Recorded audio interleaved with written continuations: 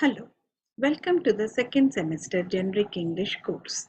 I am Dr. Vidya Patil, serving as Associate Professor of English at Government First Grade College for Women, Bidar. I will be guiding and assisting you during this course. In the previous video, we have read and understood about Kishwar Naheed, who is a famous feminist Urdu poet from Pakistan. We have also understood the theme of the poem, I Am Not That Woman. In today's video, we will read and understand this poem. I Am Not That Woman by Kishwar Naheed. This poem comprises of 5 stanzas. Let us now begin with the first stanza. I am not that woman selling you socks and shoes. Remember me, I am the one you hid in your walls of stone while you roamed free as the breeze, not knowing that my voice cannot be smothered by stones. The poetess in this stanza is opposing the control which men hold over women. She says that the reputation and value of a woman cannot be limited to just selling socks and shoes or as half-naked models on the posters.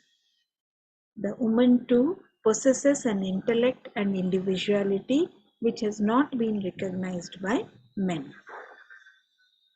She tries to explain how women are being discriminated by men.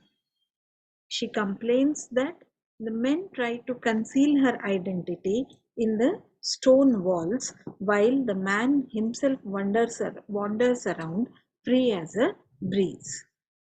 But she says that her voice cannot be smothered or stifled by such stone walls. The first stanza is addressing the oppression which women face in both the Eastern and the Western culture. Kishwar Naheed takes on the voice of a female persona which can easily be seen as her own voice. This is especially due to the fact that her roots are from the eastern part of the world. She refuses to be seen as a woman who can only sell shoes and socks. This is referring to models or actresses who allow themselves to be photographed dressed in lucrative clothing in order to promote commercial products. Kishwar Naheed is trying to bring to light that forcing a woman to believe that her self-worth is only linked to her body is a strong form of oppression that we are failing to address in our society. Men lock women indoors and forbid them from leaving the house. In certain extreme regions, women walking outside alone is also considered to be immodest and disgraceful. So, Kishwar Naheed is making it clear that the main purpose because of which women are locked indoors is because women are considered inferior and as a burden. Women are entirely objectified and sometimes not even seen as humans anymore. They are merely considered to be modes of receiving pleasure and satisfaction. Kishwar Naheed addresses the hypocritical nature in which men are free to go wherever they please without any care or worries, while women are literally locked behind stone walls in an attempt to silence their minds.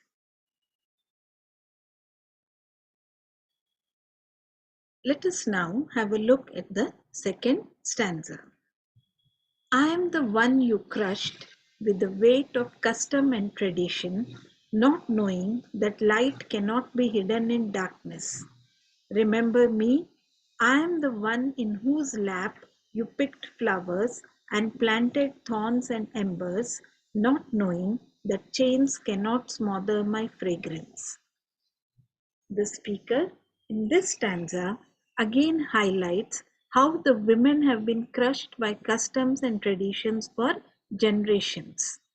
She says, but that light cannot be hidden in darkness. The man takes flowers from women only to leave thorns for her. However, man is ignorant to the fact that chains cannot smother the fragrance of a woman. Kishwar Naheed here takes an empowering approach and likens womankind to light in the darkness. She states that no matter how much men may force women to remain inside, no matter how they try to replace the flowers of hope and aspirations of women with thorns and chains of contempt and oppression, they will never succeed in silencing the woman's mind. In the second stanza, Kishwar Naheed uses a metaphor where she refers to all womankind as light which can dispel all the darkness around it. Naheed uses symbolism also and refers to her character as the flowers that were in her lap, and the restrictions and harsh words addressed to her are likened to embers and chains. Let us now have a look at the third stanza. I am the woman whom you bought and sold in the name of my own chastity, not knowing that I can walk on water when I am drowning. The poet here refers to how a woman's life is ruined with the dowry system. Due to this, she becomes a liability for her parents. The parents regard themselves as free after ridding themselves of their burden. She uses a lovely metaphor here where she says that women have the courage to walk on the water even when they are drowning. That is, women have the courage to face all the odds and overcome all the obstacles in their path. Let us now study the fourth stanza. I am the one you married off to get rid of a burden, not knowing that a nation of captive minds cannot be free.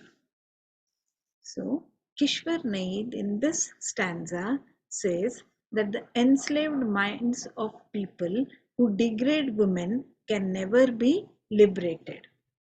They may be attempting to suffocate the woman's mind, but they are also suffocating their own identity. The third and fourth stanza seem like they are referring to a woman who has been sold into slavery. But when we closely examine the Eastern culture and their traditions, it can be concluded that Kishwar Naid is here referring to forced marriages. In the Eastern culture, daughters and women are considered to be a burden because they do not have many job opportunities and are therefore entirely reliant on their caregivers for all their lives. More importantly, when a girl is married off by her parents are expected to give a large dowry to the groom. It is for this reason that women are considered a burden in the Eastern culture.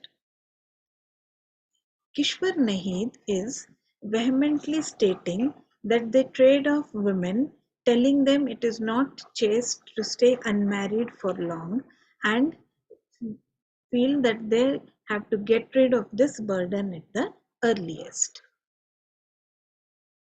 She feels that this female persona has been forced to drown by being given off in marriage like a burden, but she refuses to accept this definition of her.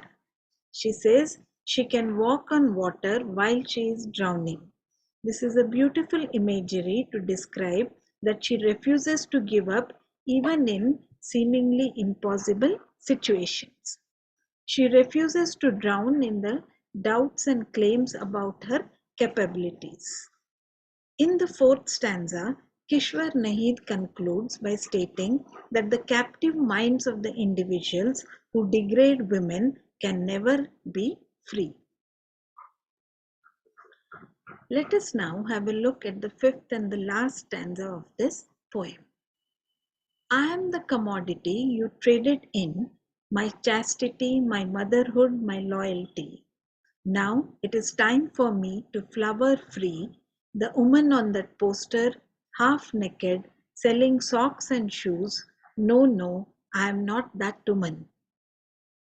Here, Kishwar Naheed states that her chastity is not regarded, her motherhood is not respected, and her loyalty is not reciprocated.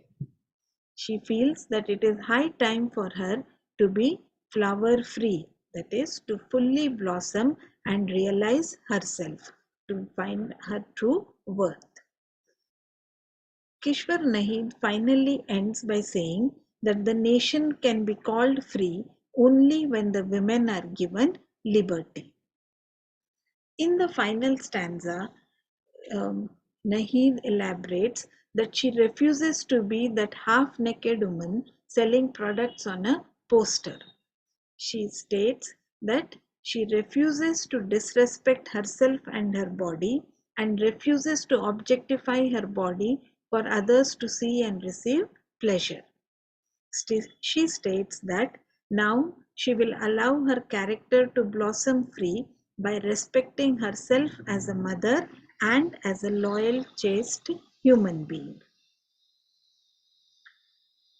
The poem I Am Not That Woman is a liberating poem which urges women from all cultures to respect themselves and not allow themselves to be oppressed in any form. Kishwar Naheed exposes the disturbing mentality of many Eastern cultures where women are simply considered to be burdens and objects. She instills the ideology that women are mothers, they are a light in the darkness, and they are much more than the bodies they are in.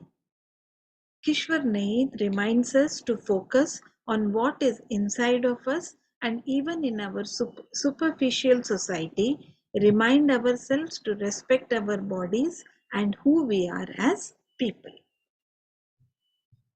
I Am Not That Woman is a poem which tries to empower women. In this poem, Kishwar Naid has tried to show how women from all cultures, both Eastern and Western, are being oppressed in the society. Men are not giving them their due, but she feels that women have the strength to overcome all these obstacles. She feels that no society can be truly free and liberated unless the women of the society are also free. She wants all women to learn to respect themselves and to have a voice of their own. This poem is a truly motivating poem and will surely fill you with confidence and give you strength to raise your voice. I hope you like this video. Thank you.